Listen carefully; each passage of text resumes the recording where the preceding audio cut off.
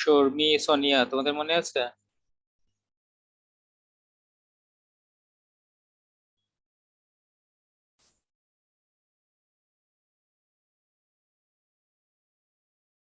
Hello, আমার কথা শুনতে পাচ্ছ তোমরা? জি sir, 1 minute sir.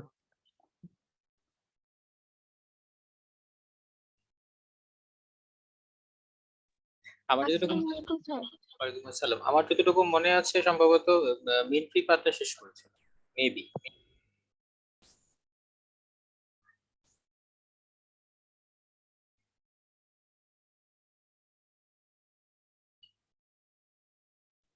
Sir, refinement of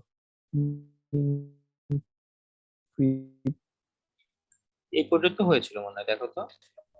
হ্যাঁ স্যার, এর আগে স্লাইডটা এই হ্যাঁ, মানে পর্যন্ত। এখান থেকে আজকে হবে। মানে ভ্যান্ডারবাস এখান থেকে শুরু হবে। স্যার এখান থেকে শুরু হবে। জি স্যার, জি স্যার।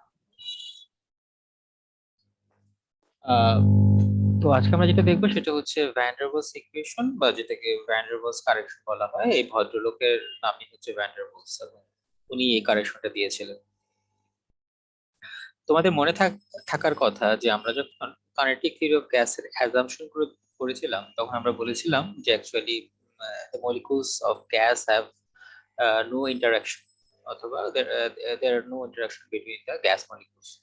ওকে, মানে তাদের মধ্যে কোনো আকর্ষণ থাকবে না, কোনো বিকর্ষণ থাকবে না, এবং সেটাকে ধরে পরবর্তীতে যে গ্যাস ইকুয়েশন ডিরাইভ করা হয়েছিল সেটা ছিল PV ইকুয়াল টু nRT। এখন অ্যাকচুয়ালি ভ্যান ডার ওয়ালস যেটা বলছেন যে যে অ্যাজাম্পশনটা ধরা হয়েছিল যে পিভি ইকুয়াল টু এনআরটি, অথবা যদি এক মোল গ্যাসের জন্য ধরি তাহলে PV equal to RT, this is not correct. কারণ যদি গ্যাসের মধ্যে সরি আদৌ কোনো ইন্টারাকশন না থাকতো, তাহলে গ্যাসকে কখনোই লিকুইডে কনভার্ট করা যেত না। তো গ্যাস যেহেতু লিকুইডে কনভার্ট হচ্ছে, তার মানে অবশ্যই তাদের মধ্যে একটা ইন্টারাকশন আছে। উনি বলছেন ইন্টারাকশনটা দুই ধরনের হতে পারে। একটা হচ্ছে অ্যাট্রাকটিভ ইন্টারাকশন, আর একটা হচ্ছে রিপালসিভ। তো যখন গ্যাস মলিকিউলস গুলোর মধ্যে এই অ্যাট্রাকটিভ ফোর্সটা কাজ করে, তখন তার প্রেসারে একটা কারেকশন তৈরি হয়, বা প্রেসারে একটা কারেকশন আসে। আর যখন রিপালসিভ ফোর্সটা কাজ করে, তখন তার ভলিউমে একটা কারেকশন আসে। তো এই দুটো কারেকশনই উনি দেখিয়েছেন। তাহলে আমরা যদি প্রথমে প্রেসার কারেকশনটা দেখি, মানে correction due to the attractive force between gas molecules, তাহলে আসলে কি হচ্ছে। মনে করো এখানে একটা কন্টেইনার আছে, এই কন্টেইনারে কিছু গ্যাস রাখা আছে। তো এই কন্টেইনারটাকে আমরা দুইটা ভাগে ভাগ করি, একটা হচ্ছে ইনার পোর্শন মানে ভেতরের অংশ, একটা হচ্ছে দেয়ালের কাছাকাছি যে অংশটা আছে সেটা। এখন ইনার পোর্শনে যে ঘটনাটা ঘটবে একটু খেয়াল করে দেখো। মনে করো এখানে একটা গ্যাস মলিকুল আছে এবং তার চারপাশে আরো অসংখ্য গ্যাস মলিকুল থাকে, এবং তাদের মধ্যে খুব সামান্য হলেও একটা অ্যাট্রাকটিভ ফোর্স কাজ করবে। তো খেয়াল করে দেখো তো, এই সেন্টারে যে গ্যাস মলিকুলটা আছে তার চারপাশেই সে একটা অ্যাট্রাকটিভ ফোর্স ফিল করছে, but what is the resultant attractive force?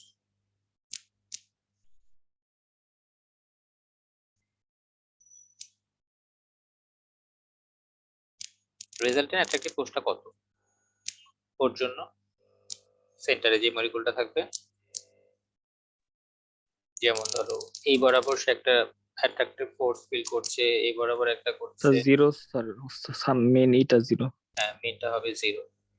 তাহলে সেন্টারে যে গ্যাস মলিকুল গুলো আছে তার জন্য আমরা আগেই যেটা ধরেছিলাম যে এদের মধ্যে কোনো অ্যাট্রাকশন নাই, সেটা বলা যাচ্ছে যে সত্য। কারণ যদিও অ্যাট্রাকশন আছে, বাট নেট যেটা সেটা হচ্ছে জিরো। বাট যে গ্যাস মলিকুল গুলো দেয়ালের কাছাকাছি আছে তাদের ক্ষেত্রে কি আমি বলতে পারবো যে তাদের নেট অ্যাট্রাকটিভ ফোর্স জিরো?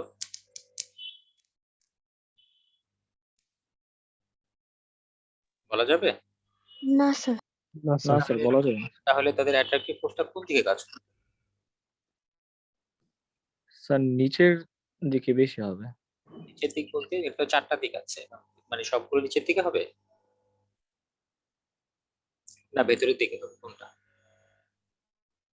ভেতরের দিকে স্যার, ওর দেয়াল ভেতরের থেকে দিকে। ভেতরের দিকে। হ্যাঁ ভেতরের দিকে হবে, কারণ দেয়ালের এই পাশটাতে তো কোনো মলিকুল নাই, এই অংশটা। সো এখানে তাদের অ্যাট্রাকটিভ ফোর্সটা হবে ভেতরের দিকে, সব দিক থেকে ভেতরের দিকে একটা অ্যাট্রাকটিভ ফোর্স ফিল করবে। তাহলে খেয়াল করে দেখো, আমরা যখন প্রেশারটা ক্যালকুলেশন করি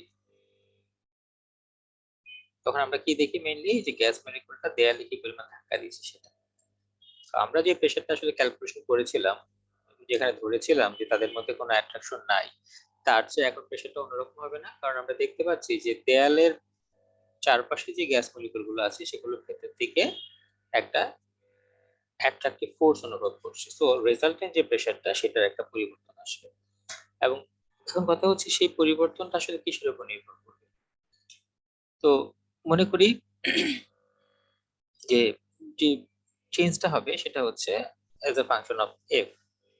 এখন এই এফটা কার কার সমানুপাতিক? নাম্বার ওয়ান হচ্ছে number of gas molecule or density of the gas molecules within the container, মানে কন্টেইনারের মধ্যে যত বেশি পরিমাণ গ্যাস মলিকুল থাকে তাদের এই অ্যাট্রাকটিভ ফোর্সটা তত বেশি হবে। এটা হচ্ছে একটা। আর নাম্বার টু হচ্ছে এই দেয়ালের চারপাশে কতগুলো গ্যাস মলিকুল আছে বা এখানে তাদের ডেন্সিটিটা কত। তার মানে এটার জন্য আসলে আরেকটা ডেন্সিটি রো। দ্যাট মিন্স আমি এটাকে বলতে পারি রো স্কয়ার। তাহলে প্রেসারের যে ফাংশনটা সেটা ডিপেন্ড করছে রো স্কয়ারের উপরে। এটাকে বুঝতে পেরেছো তোমরা? জি স্যার। ওকে, এখন রো ইকুয়াল টু আমরা আবার জানি m বাই ভি, মানে এমটা যেহেতু কনস্ট্যান্ট তাহলে এটাকে আমরা বলতে পারি রো স্কয়ারটা। আবার বলবেন একটু? কোন জায়গাটা? স্যার রো স্কয়ারটা। আচ্ছা দেখো, আমরা এখন কথা বলছি অ্যাট্রাকটিভ ফোর্স। তাহলে এই যে ভেতরের দিকে যে অ্যাট্রাকটিভ ফোর্সটা এটা কিসের উপর নির্ভর করে? তো আমরা দেখতে পাচ্ছি যে অ্যাট্রাকটিভ ফোর্সটা দুইটা ডেন্সিটির উপর নির্ভর করে। একটা ডেন্সিটি হচ্ছে না টোটাল কন্টেইনারের মধ্যে কি পরিমাণ গ্যাস মলিকুলস আছে তার ডেন্সিটি, এটা হচ্ছে প্রথম রোটা। আর দ্বিতীয় রোটা আমি লিখেছি যে এই দেয়ালের চারপাশে যে গ্যাস মলিকুল গুলো আছে তাদের ডেন্সিটি। সেজন্য এখানে দুইটা ডেন্সিটি আসছে, একটা হচ্ছে টোটালটা আর একটা হচ্ছে শুধু দেয়ালেরটা। এই যে দেখো এখানে লেখা আছে this force, that means this attractive force on the one hand is proportional to the concentration of the particle in the container. In the container মানে টোটাল কন্টেইনারের জন্য আমরা এই রোটা পাচ্ছি। On the other hand it is proportional to the concentration of the particle in the boundary layer. তার মানে boundary লেয়ারের জন্য আমরা আরেকটা রো পাচ্ছি। টোটালি হচ্ছে রো স্কয়ার। জি স্যার বুঝতে পারলাম। স্যার দুটা রো হ্যাঁ হ্যাঁ তাহলে সমান হচ্ছে একসাথে। দুইটা রোই হচ্ছে ডেনসিটি অফ দ্য মলিকুল। একটা হচ্ছে যেহেতু এইখানকার একটা অংশের জন্য রো, আর একটা হচ্ছে ভেতরকার অংশের জন্য রো। এখন আলটিমেটলি যেটা দেখা যায়, আমরা নরমালি সাধারণ চোখে যদি আমরা বলি যে অ্যাকচুয়ালি যদি টোটাল কন্টেইনারে গ্যাস মলিকুলটা বেশি হয় তাহলে দেয়ালের বা বাউন্ডারি লেয়ারে কনসেন্ট্রেশনটা অটোমেটিক্যালি বেশি হবে, এটা সম্ভাবনায় বেশি। সেজন্য দুইটা হচ্ছে একই রো। এখন রোটাকে যদি আমরা ভাঙি তাহলে m বাই v লিখতে পারি। এখন যেহেতু ম্যাসটা কনস্ট্যান্ট তাহলে জাস্ট এটা is a function of 1 by v square. তো সেই 1 বাই v স্কয়ার আসলে এখানে, আর প্রপোর্শনালিটি কনস্ট্যান্ট যেটা ছিল সেটাকে তুমি যদি ইকুয়াল করে দাও তাহলে একটা কনস্ট্যান্ট আসবে, মনে করো সেটা হচ্ছে a। তাহলে আমরা আসলে যেটা পেলাম যে কারেকশনটা সেটা হচ্ছে a বাই v স্কয়ার। সেটাই v এর সাথে পরবর্তীতে অ্যাড করা হচ্ছে।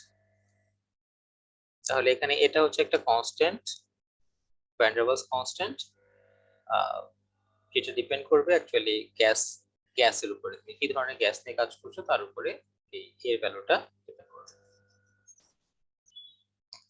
যেমন এখানে বলা হচ্ছে where a is a coefficient depending on the particular gas and the size of the container। দুইটা জিনিসের উপর ডিপেন্ড করছে, একটা হচ্ছে কি ধরনের গ্যাস নেওয়া হচ্ছে তার উপরে, আর যে কন্টেইনার রাখা হয়েছে সেই কন্টেইনারটার সাইজের উপরে। তাহলে একটা গেল প্রেসার কারেকশন। এখন নাম্বার 2 হচ্ছে ভলিউম কারেকশন। তো বুঝতেই পারছো প্রেসার কারেকশনটা যেহেতু এসেছিল অ্যাট্রাকটিভ ফোর্সের জন্য, তাহলে বাকি থাকলো হচ্ছে রিপালসিভ ফোর্স। তাহলে এই রিপালসিভ ফোর্সের জন্য তার ভলিউমের একটা কারেকশন হবে। কারেকশনটা কি সেটাকে আমরা দেখি। মনে করো তোমাদের একটা ক্লাসরুম, যার ভলিউম হচ্ছে ভি। এখন এই ক্লাসরুমের এন্ট্রেন্সের ভেতর দিয়ে বললো একজন একজন করে প্রবেশ করার জন্য। এখন মনে করো প্রথমে তোমাদের সিআর প্রবেশ করলো সাজ্জাদ সাহেব। এটা যদি ভলিউম বি হয় তাহলে খেয়াল করো তো, সাজ্জাদ যদি একটা গ্যাস মলিকুল হয় তাহলে ও ঢোকার সময় তার জন্য অ্যাভেলেবেল ভলিউম কত থাকবে? Sir V sir. পুরাটাই সে অ্যাভেলেবেল দেখবে, তাই না? তাহলে মনে করো সে প্রবেশ করলো ভিতরে। আচ্ছা, এখন আরেকজনকে প্রবেশ করতে বললো, মনে করো তোমাদের আইডি 1 প্রবেশ করবে। এখন আইডি 1 যখন আসবে তখন তার জন্য অ্যাভেলেবেল ভলিউমটা কত হবে সেটা একটু আমরা খেয়াল করে দেখি। সে আসার সময় যেটা দেখবে, একটু আমরা এই ছবিটাতে খেয়াল করি। তো মনে করো প্রথমটা হচ্ছে প্রথম যে গ্যাস মলিকুলটা কন্টেনারে প্রবেশ করেছিল সেটা, যার রেডিয়াস হচ্ছে আর। এখন সেকেন্ড যে প্রবেশ করবে সে কিন্তু সর্বোচ্চ এই দূরত্বটা যেতে পারবে, তাই না? এর চেয়ে ভেতরে কি যাওয়া সম্ভব? না স্যার। না স্যার। এর চেয়ে ভেতরে যাওয়া সম্ভব না। তাহলে খেয়াল করে দেখো, আমরা যদি দুইটা মলিকুলের সেন্টার টু সেন্টার ডিসটেন্সটা দেখি, যেটা হচ্ছে twice R, that means 8 twice R, এবং এই ব্যাসার্ধ ধরে তুমি যদি একটা বৃত্ত কল্পনা করো, এই যে জায়গাটা, এই জায়গাটাকে বলা হয় ফরবিডেন ভলিউম, কারণ এই জায়গাটাতে কেউ প্রবেশ করতে পারবে না। ওকে, এই টোটাল জায়গাটা হচ্ছে ফরবিডেন। তাহলে দেখো, আমরা এর আগে যখন অ্যাজাম্পশন ধরেছিলাম তখন বলেছিলাম যে এই গ্যাস মলিকুল গুলার volume negligible compare to the volume of the container. এখন আমরা দেখছি যে প্রথম জন যদিও টোটাল ভলিউমটাই পাচ্ছে বি, বা সেকেন্ড জন যখন আছে তখন তার জন্য একটা ফরবিডেন রিজিয়ন চলে আসছে যেখানে আসলে সে প্রবেশ করতে পারবে না। তার মানে এই ভলিউমটা তার জন্য অ্যাভেলেবেল না, এটা বিয়োগ করতে হবে। তো 3 নাম্বার জন যখন ঢুকবে তার জন্য ফরবিডেন রিজিয়নটা আরো বেড়ে যাবে। এরকম করতে করতে যত মলিকুলের সংখ্যা বাড়বে আসলে তার অ্যাভেলেবেল ভলিউমটা আগের মতো থাকবে না, অ্যাভেলেবেল ভলিউমটা কমে যেতে থাকবে। তো আমরা যদি একটু দেখি যে অ্যাকচুয়ালি এই যে ফরবিডেন ভলিউমটা আমরা পাচ্ছি একটা গ্যাস মলিকুলের জন্য, সেই ভলিউমটা কত হবে। তো একটা এটা যেহেতু একটা স্পেয়ার, তাহলে স্পেয়ারের জন্য কি হবে 4/3 পাই আর কিউব, আর আর এর মানটা হচ্ছে এখানে টোয়াইস আর। সো এটা যদি বসাও তাহলে তোমরা আমরা যেটা পাচ্ছি সেটা হচ্ছে 8 ইনটু 4/3 পাই আর কিউব। তার মানে খেয়াল করে দেখো জায়গাটা কিন্তু কম না। এই 4/3 পাই আর কিউবটা কি বলতো, কার ভলিউম এটা? স্যার প্রথম যে মলিকুলটা এন্টার করছে সেটা। Good, হ্যাঁ, একটা গ্যাস মলিকুলের ভলিউম, কারণ যেহেতু মলিকুল গুলো আইডেন্টিক্যাল। তাহলে খেয়াল করে দেখো ফরবিডেন রিজিয়নটা হচ্ছে একটা মলিকুলের আয়তনের 8 গুণ, হিউজ একটা নাম্বার। স্যার জি, স্যার আমার একটা কোশ্চেন ছিল এখানে। বলো বলো। স্যার প্রথমে যে আর মলিকুলটা ঢোকার পরে যে স্যার আরেকটা মলিকিউল ঢুকলো যেখানে স্যার টোয়াইস আর হল টোটাল দুইটা মিলে, হ্যাঁ, স্যার ওটার সেন্টার রেখে আরো বাকিগুলো ঢুকতে পারতো না পাশে সেকেন্ডটার মতো? আচ্ছা, এখানে একটা জিনিস খেয়াল করে দেখো, আমরা যখন তার মিন ফ্রি পাথটা ক্যালকুলেশন করেছিলাম তোমার হয়তো মনে থাকবে যে আমরা huge number of mean free path পাচ্ছি। তার মানে সে তার ভ্যালোসিটিটাও অত্যাধিক বেশি এবং তার নাম্বার অফ কলিশনটা অত্যাধিক বেশি। এখন it is very difficult to detect that সে কোথায় থাকবে। সে কি এখানে থাকবে, না এখানে থাকবে, না এখানে থাকবে? ইট করাটা ভেরি ডিফিকাল্ট, কারণ আমরা একটু আগেই দেখেছি যে তার প্রতি সেকেন্ডে সে অলমোস্ট 10⁹ টাইমস কোলিশন করে। সো তার পজিশনে ডিটেক্ট করাটা ডিফিকাল্ট, সেজন্য আমরা এই পুরোটাকে ধরে নেওয়া হয়েছে ভ্যান ডার ওয়ালস যখন ক্যালকুলেশন করেছে। তুমি আনসারটা পেয়েছো? জি স্যার। ওকে, তাহলে আমরা যেটা দেখছিলাম সেটা হচ্ছে তার ফরবিডেন রিজনটা হচ্ছে তোমার একটা গ্যাস মলিকুলের ভলিউমের 8 গুণ। তো আমরা ধরে নিচ্ছি যে এই গ্যাস মলিকুলের ভলিউমটা স্মল এক্স, তাহলে সেটাকে লিখতে পারি s = 8x। তো তোমাদেরকে প্রথমে যেটা বলেছিলাম যে ফার্স্ট মলিকুলটা যখন প্রবেশ করবে তার জন্য অ্যাভেলেবেল ভলিউম হচ্ছে v, সেকেন্ডটার জন্য v - s। এই s টা কি? s টা হচ্ছে এই যে একটু আগে আমরা ফরবিডেন ভলিউমটা ক্যালকুলেট করেছিলাম সেটা। 3 নাম্বারের জন্য সেটা হয়ে যাবে v - twice s, এভাবে আস্তে আস্তে বাড়তে থাকবে।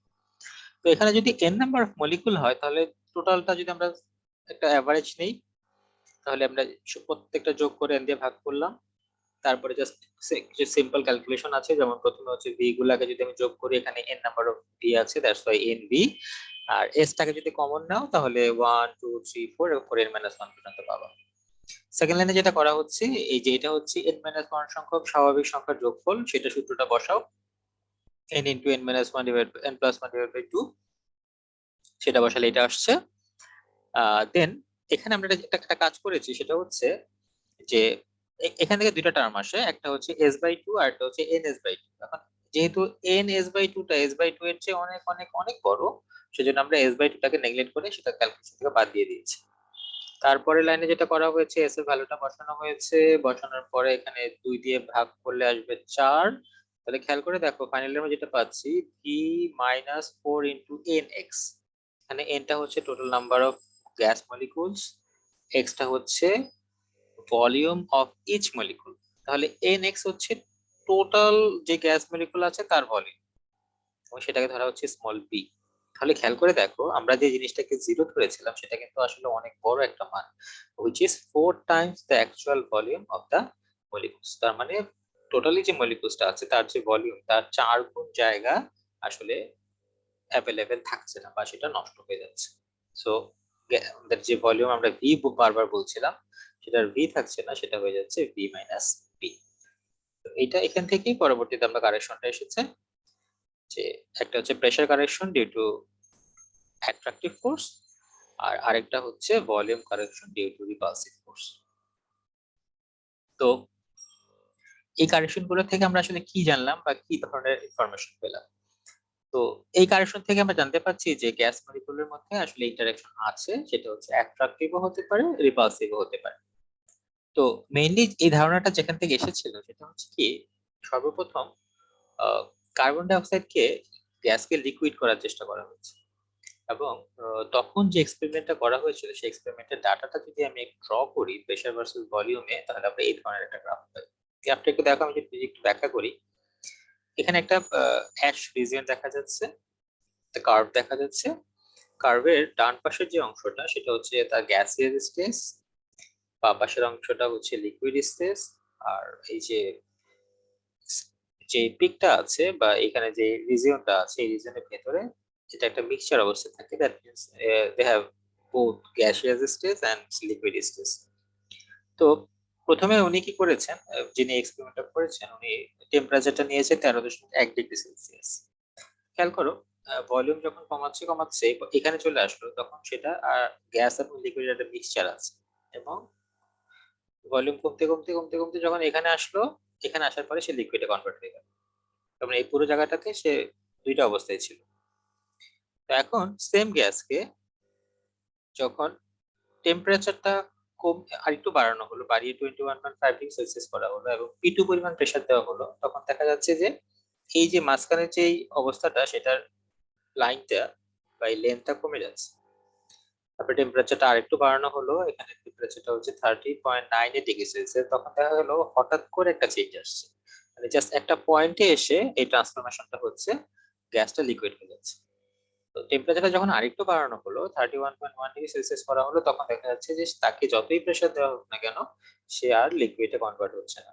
তো এখান থেকে আসলে ক্রিটিক্যাল টেম্পারেচারের ধারণাটা এসেছে যে গ্যাসকে প্রেসার দিলেই যে সে লিকুইড হবে ডাজন্ট ম্যাটার, তাকে অবশ্যই আগে একটা মিনিমাম টেম্পারেচার নিয়ে আসতে হবে, বা তার যে নিচে টেম্পারেচারে যখন আমি তাকে প্রেসার দিব তখন সে গ্যাসে কনভার্ট হবে, এবং সরি লিকুইডে কনভার্ট হবে। এই টেম্পারেচারটাকে বলা হয় ক্রিটিক্যাল টেম্পারেচার। যেমন কার্বন ডাই অক্সাইড আমরা দেখতে পাচ্ছি 31.1 ডিগ্রি সেলসিয়াস এর নিচে এসে যদি প্রেসার দেওয়া হয় তাহলে সে লিকুইডে কনভার্ট হচ্ছে। সো কার্বন ডাই অক্সাইডের জন্য 31.1 ডিগ্রি সেলসিয়াস হচ্ছে ক্রিটিক্যাল টেম্পারেচার। এবং এই অবস্থায় কত প্রেসার দিতে হয়, তাকে 73 অ্যাটমসফিয়ার প্রেসার দিতে হয়, এবং এই প্রেসারে সে লিকুইড হচ্ছে। তাহলে যেই প্রেসারে গ্যাসটা লিকুইড হচ্ছে সেই প্রেসারটাকে বলা হবে ক্রিটিক্যাল প্রেসার, এবং এই অবস্থায় তার যে ভলিউম আছে সেই ভলিউমটাকে বলা হবে ক্রিটিক্যাল ভলিউম। তাহলে এখান থেকে আমরা তিনটা ক্রিটিক্যাল পয়েন্ট সম্পর্কে ধারণা পেলাম, একটা হচ্ছে ক্রিটিক্যাল টেম্পারেচার, আরেকটা হচ্ছে ক্রিটিক্যাল প্রেসার, আরেকটা হচ্ছে ক্রিটিক্যাল ভলিউম। এবং খেয়াল করে দেখো কার্বন ডাই অক্সাইডের জন্য এই আমরা এখানে 3-4টা গ্যাস দেখানো হয়েছে, এর মধ্যে কার্বন ডাই অক্সাইডের জন্য ক্রিটিক্যাল টেম্পারেচারটা হচ্ছে আমাদের রুম টেম্পারেচারের প্রায় কাছাকাছি 31.2। অক্সিজেনের ক্ষেত্রে সেটা অনেক কম, -119 নিয়ে আসতে হয় তাকে। তার মানে এখানে খরচটা অনেক বেশি হয় অক্সিজেনকে লিকুইড করার জন্য, এনে তারপরে সেটাকে তোমার ইয়েতে করা হয়, লিকুইডে কনভার্ট করা হয়। তো তোমার অনেক সময় দেখবা যখন যে পরিবহনে বা অক্সিজেনকে ইয়ে করা হয়, মানে তোমার ধরো পরিবহন করা হয় একটা জায়গা থেকে আরেক জায়গায়, তখন সেখানে এটাকে লিকুইড করে করা হয়।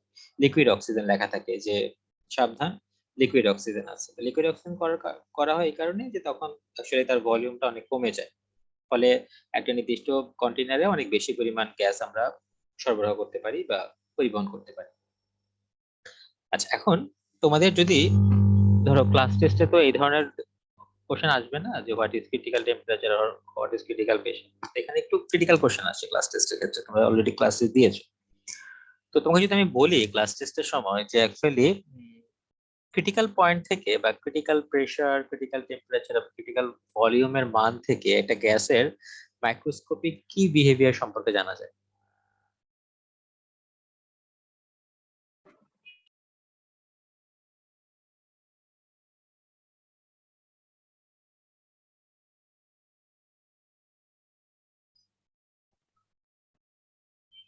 তোমরা আছো লাইনে?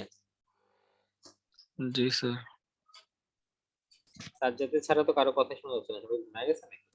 জি স্যার আছি। স্যার সবাই সবাই আছো? এবং কোশ্চেনটা বুঝতে পেরেছো আমার? যেমন ধরো এখানে কার্বন ডাই অক্সাইডের জন্য আমার ক্রিটিক্যাল টেম্পারেচার হচ্ছে 31.2, যেখানে অক্সিজেনের জন্য হচ্ছে -119। তাহলে আমরা যদি এই মানটা জানি তাহলে আমরা কি বুঝবো কার্বন ডাই অক্সাইড গ্যাসের মলিকিউলস গুলো কিভাবে থাকে আর অক্সিজেনের গ্যাস মলিকিউলস গুলো কিভাবে থাকে?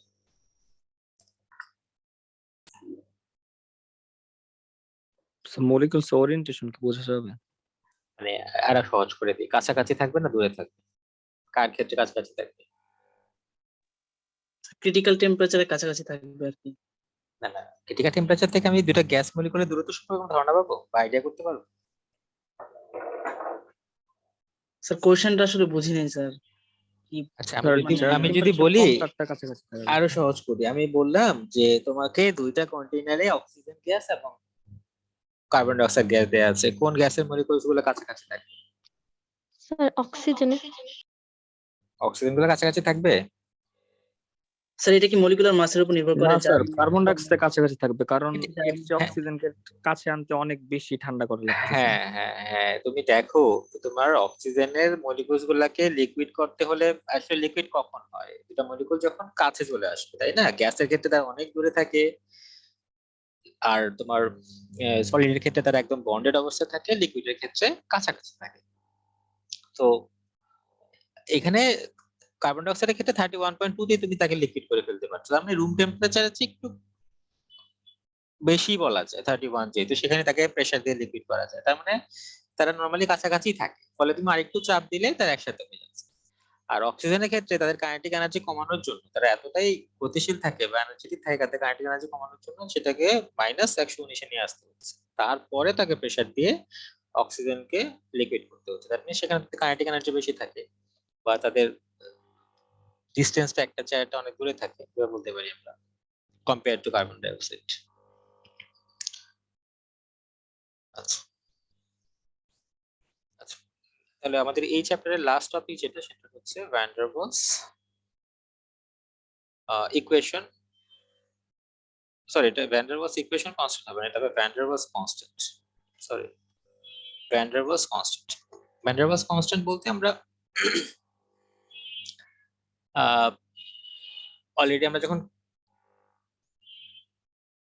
ভ্যান ডার ওয়ালস ইকুয়েশন করেছি, আমরা এখান থেকে দুটো কনস্ট্যান্ট পেয়েছি, একটা হচ্ছে এ আর একটা হচ্ছে বি। তাহলে এই দুইটা কনস্ট্যান্টের মান কেমন হবে সেটা আমরা এখান থেকে বের করব, প্লাস হচ্ছে আমরা যে ক্রিটিক্যাল পয়েন্ট গুলো দেখলাম, এখান থেকে তিনটা ক্রিটিক্যাল পয়েন্ট পেয়েছি, টিসি, পিসি আর ভিসি, এই তিনটার মান আমরা বের করব by using van der Waals equation.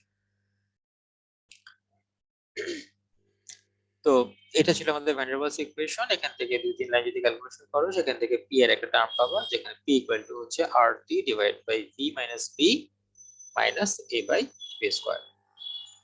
ওকে, এই গ্রাফটাতে একটু যাই আমরা। এই পয়েন্টে যদি ডিপি বাই ডিভি নেই, মানে প্রেসারটাকে ভলিউমের সাপেক্ষে ডিফারেন্সিয়েশন করি, তাহলে ডিফারেন্সিয়েশন মানটা কত আসবে এই পয়েন্টের জন্য বা ম্যাক্সিমাম পয়েন্টের জন্য? 0 স্যার। 0 আসবে। গুড, তাহলে আমরা সেই মানটাই দেখছি এখানে, যে dp by dv equal to 0। So আমার পি এর মানটা অলরেডি দেয়া আছে, তুমি এটাকে ভি এর সাপেক্ষে ডিফারেন্সিয়েশন করো, এই যে এখানে সেটা করা হয়েছে, ডিফারেন্সিয়েশন করা হয়েছে, পরবর্তীতে ডিপি বাই ডিভি এর মানটা 0 ধরা হয়েছে। তারপরের লাইনে যেটা করা হয়েছে দুটো স্যার টার্ম জিরো কেন স্যার জিরো কেন স্যার এটা একবার বললে ভালো হয়। এই যে দেখো আমরা ডিফারেন্সিয়েশন হ্যাঁ বলছি যে এটা কি এটা ম্যাক্সিমাম পয়েন্ট না? তোমরা যখন ম্যাথে ডিফারেন্সিয়েশন করেছো তখন মনে আছে যে একটা পিক পয়েন্টে যখন ডিফারেন্সিয়েশন নেওয়া হয় তখন তার ডিফারেন্সিয়েশন 0, মানে এখানে তার কোনো পরিবর্তন হচ্ছে না ডিপি বাই প্রেসারের সাপেক্ষে ভলিউমের সাপেক্ষে প্রেসারের, বা যে কোনো ম্যাক্সিমাম পয়েন্টে যদি ডেরিভেটিভ নাও সেই ডেরিভেটিভের মানটা হবে 0। সেই হিসাব করে এখানে ডিপি বাই ডিভি টাকে 0 ধরা হয়েছে। এখন বুঝছো?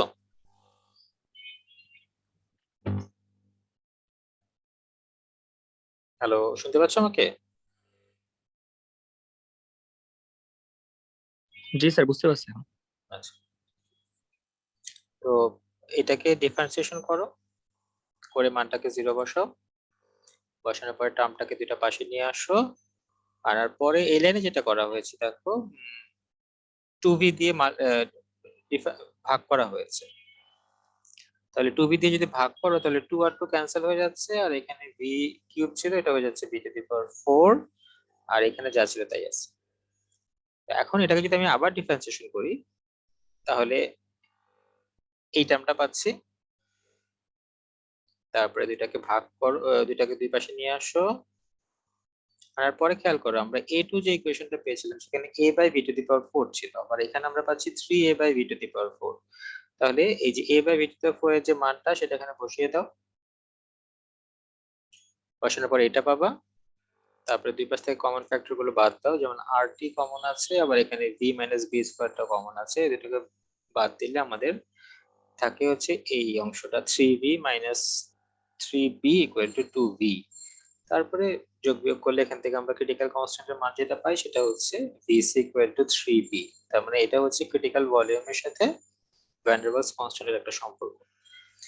তারপরে vc এর যে মানটা পেয়েছো সেটা ইকুয়েশন q1 এ বসাও, দ্যাট মিন্স এই ইকুয়েশনটাতে বসাও, v এর ভ্যালুটা বসাবা তখন 3b, বসানোর পরে এখান থেকে ক্রিটিক্যাল টেম্পারেচার পাবা যার মানটা হচ্ছে 8a ডিভাইডেড বাই 27 rb।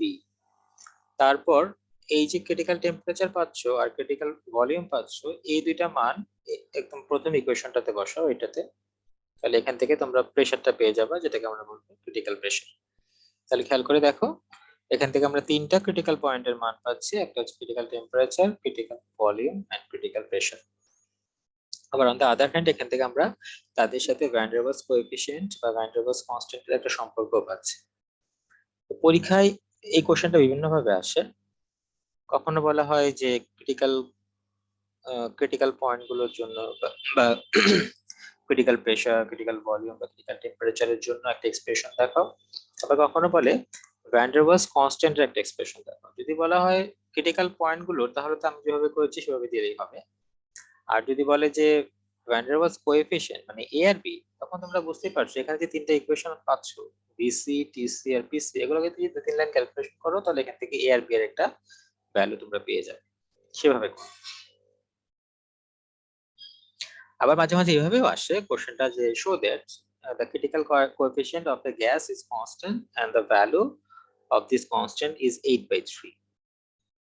এটা যদি আসে সেক্ষেত্রে তোমাকে প্রথমে এই সবগুলো মান বের করতে হবে, বের করার পরে তুমি দেখাবা যে এই যেখানে যে রেশিওটা পাওয়া যাচ্ছে আর TC divide by PC VC, এই রেশিওটাতে তুমি যেই গ্যাসই নাও না কেন যদিও তাদের ইন্ডিভিজুয়াল মানগুলো আলাদা, যেমন ধরো অক্সিজেনের জন্য আমরা টিসি এর মান পেয়েছি 119, আর কার্বন ডাই অক্সাইডের জন্য পেয়েছি হচ্ছে তোমার 31.2, আবার কার্বন ডাই অক্সাইডের জন্য পিসির ভ্যালুটা পেয়েছিলাম 73, আর অক্সিজেনের ভ্যালুটা পেয়েছিলাম হচ্ছে আরেকটা ভ্যালু। তার মানে ইন্ডিভিজুয়ালি গ্যাসের জন্য সেপারেটলি টিসি পিসি বিসি এগুলোর মান আলাদা, কিন্তু তাদের যে রেশিওটা এটা যে কোনো গ্যাসের জন্যই কনস্ট্যান্ট। তুমি কার্বন ডাই অক্সাইড নাও, অক্সিজেন নাও, অ্যামোনিয়া নাও, যাই নাও না কেন তার জন্য এটা কনস্ট্যান্ট আসবে, এবং সেই কনস্ট্যান্ট ভ্যালুটা হবে 8/3। বা এখানে তুমি যে মানগুলো পেয়েছো এই মানগুলো এখানে বসিয়ে দিবা, তখন ডিসি টিসি আর পিসি এর মানগুলো এই রেশিওটাতে বসাও, বসানোর পরে দেখবা যে সে ভ্যালুটা আসছে 8/3, এবং এই ভ্যালুটা হচ্ছে একটা কনস্ট্যান্ট ভ্যালু এবং সকল গ্যাসের জন্যই এই ভ্যালুটা সেম। ক্লিয়ার? জি স্যার। ওকে। তাহলে এখানে আমার এই চ্যাপ্টারটা শেষ হচ্ছে, ফার্স্ট চ্যাপ্টারটা। এখন আজকে কি কন্টিনিউ করবো নাকি তোমার টায়ার্ড, তোমাদের আজকে রেসপন্স পাওয়া যাচ্ছে? আজকে থাক স্যার। থাক স্যার। আচ্ছা, ঠিক আছে, রাত্র হয়ে গেছে, তোমরা যে দয়া করে আসছো সেটাই বেশি।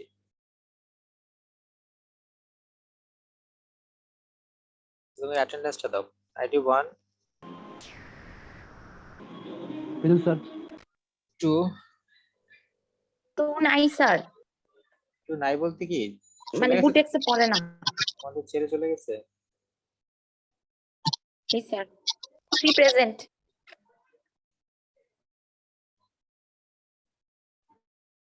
4 5 প্রেজেন্ট স্যার। Present sir. 4 আছো?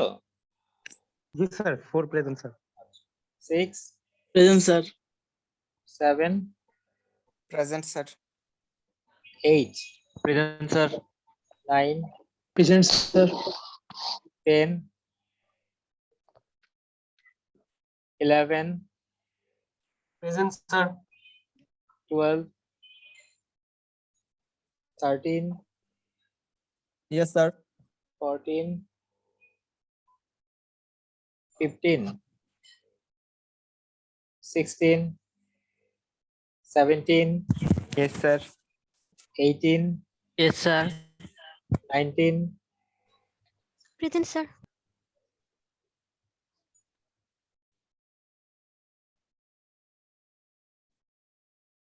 20 21 ইয়েস স্যার। 22 yes sir.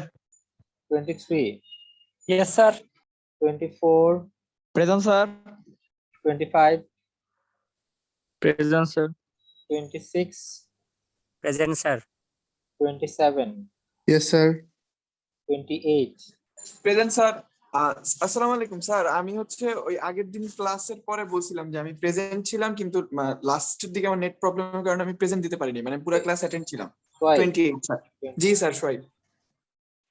আচ্ছা 29 present sir. 30 yes sir. 31 yes sir. 32 33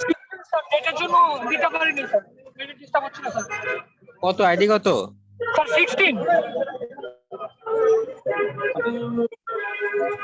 ওকে ওকে আইডি 33 34 ইয়েস স্যার। 35